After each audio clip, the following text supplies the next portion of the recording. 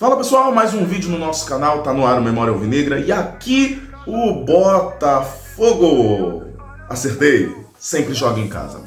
Vamos falar aqui sobre Botafogo e Juventude, a vitória do Botafogo, a primeira vitória sob o comando do Renato Paiva, a primeira vitória no Campeonato Brasileiro. Tô falando a primeira vitória sob o comando do Renato Paiva em jogos oficiais. Vamos considerar o amistoso contra o Novo Horizonte, tá?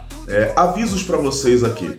Sei que tá em falta, as lives aqui no canal são sempre no dia seguinte aos jogos do Botafogo, só que nesse momento eu tô com algumas coisas para resolver prioritariamente. Quando tudo estiver resolvido, espero que já pro mês que vem tudo esteja resolvido, tudo esteja certo, aí a gente volta a fazer as lives. Mês que vem pode ser também finalzinho de abril, tá? Mas, mais um aviso também para vocês, mesmo que não tenha live aqui no canal, se inscrevam não, né? Sigam o Memória Alvinegra lá no Instagram, porque a Live Eloy, isso tá garantido, eu garanto para vocês, a Live Eloy volta meia hora antes do jogo do Botafogo contra o Carabobo, tá? Então, fiquem de olho lá no Instagram, porque a nossa Live Eloy vai voltar com tudo por lá. Mas aqui no YouTube a gente vai demorar um pouquinho, tá? Deixa o like, comenta, compartilha. Minha voz tá meio falha hoje, não sei o que tá acontecendo. Vou ter que chupar uma balinha, né? Mas vamos falar de Botafogo e Juventude, grande vitória do Botafogo, apesar do jogo não ter sido tão grandioso, mas grande vitória do Botafogo. Roda a vinheta, bora pro vídeo. Não que seja bom, mas invertemos os papéis, né?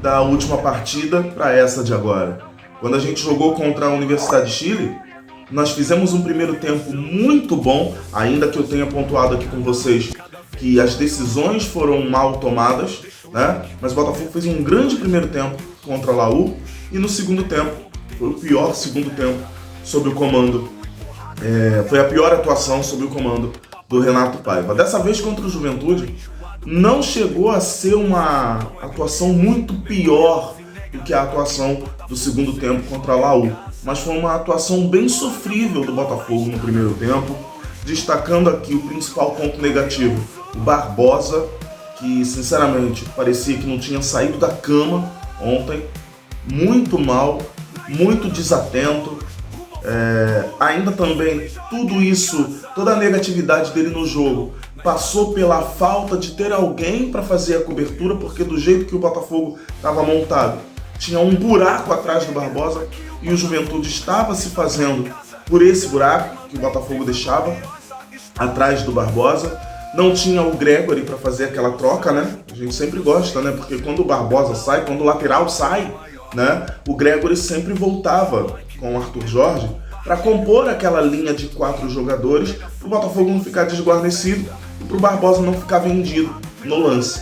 Então, dessa vez, nessa formação que o Renato Paiva monta, que ele quer os laterais muito protagonistas, os dois laterais sempre indo muito à frente, e foi assim com o Vitinho e com o Cuiabano, na direita e na esquerda, respectivamente, mas quando eles saem demais, aí você fica meio que vendendo a sua zaga.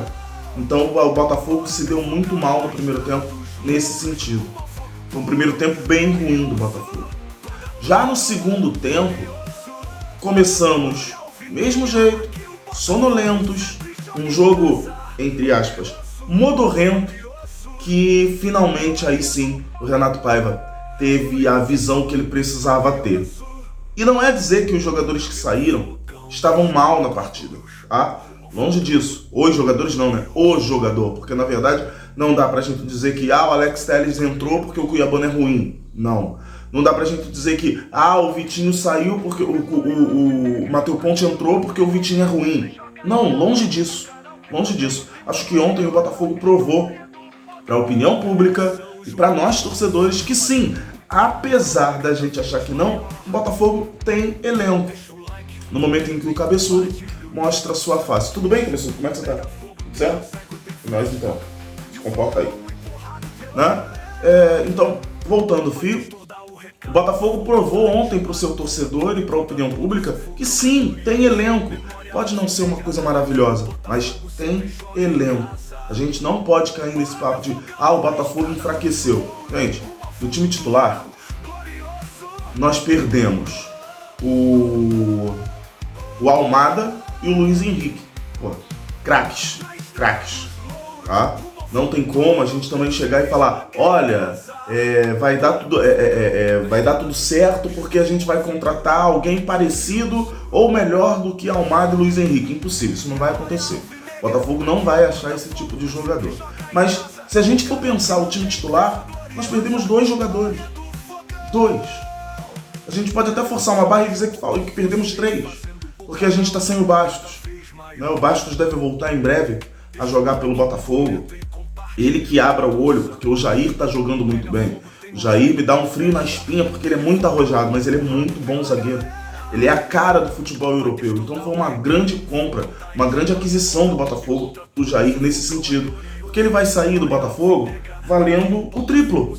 Simples assim. Ele vai sair para a Europa pelo triplo que o Botafogo pagou. Tá? Então, é isso. Já pontuei aqui que não é necessariamente porque os jogadores foram mal. Por que eu estou pontuando isso? Porque o meu ponto aqui é o Patrick de Paula. Você vai poder dizer, eu vou poder dizer, que o Patrick de Paula jogou mal? Não. A gente não pode dizer isso. Patrick de Paula jogou o futebol que é dele. Esse é o futebol dele. E é muito bom.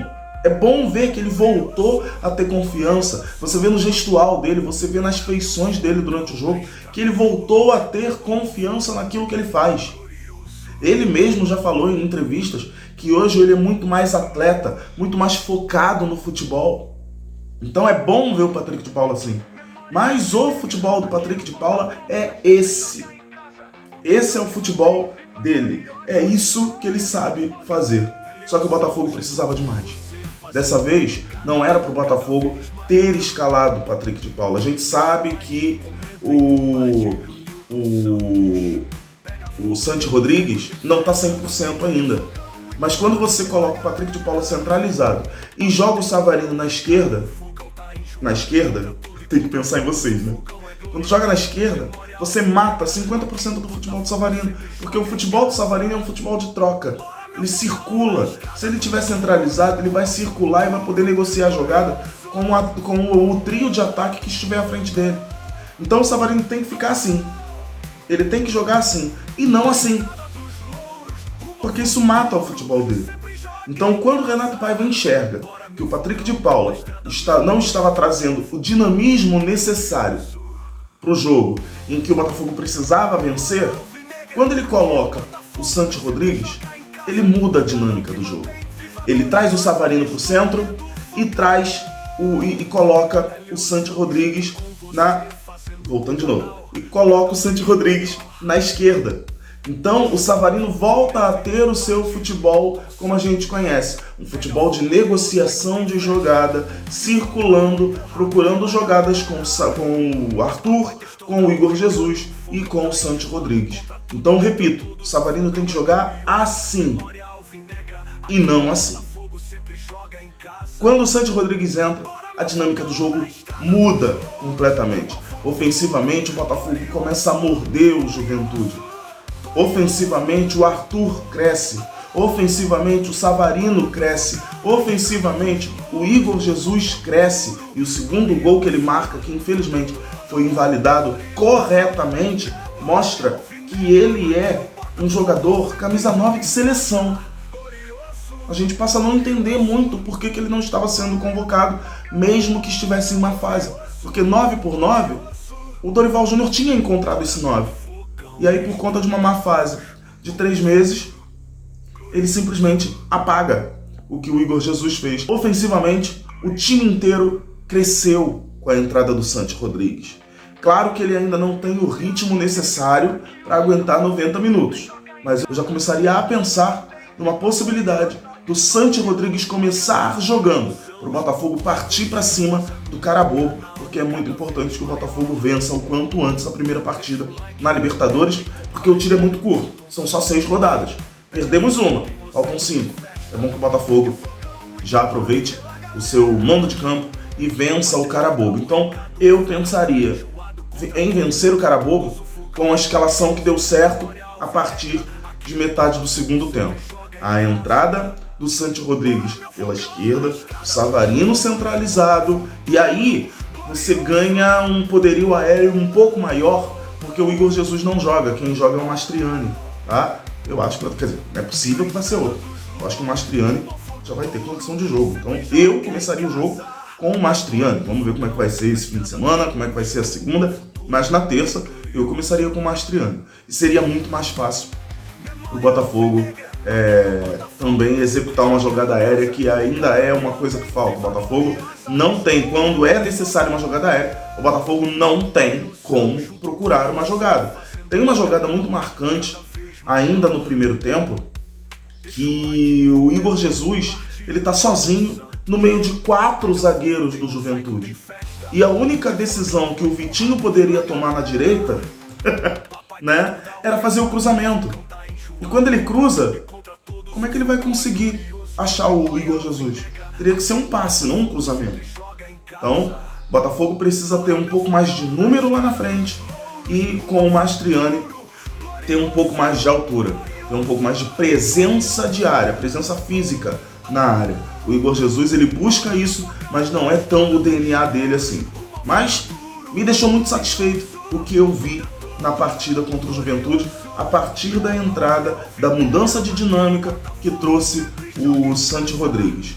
Tomara que continue assim, evolução em cima de evolução, para que a gente possa cada vez mais estar mais próximo do ideal. Tem muita gente ainda para chegar, ainda tem o Wendel para chegar no meio do ano, mas já é importante que abril seja o mês da consolidação do trabalho e do encontro da sua batida perfeita, como diz a famosa música, tá bom? Vídeo feito, vídeo entregue, grande abraço para vocês, espero que tenham gostado, deixa o like, comenta, compartilha. Meta de 10.900 inscritos, faltam 50 inscrições para chegar. Se inscrevam no canal da J-League Brasil também, onde eu falo do campeonato japonês, que está cada vez mais interessante.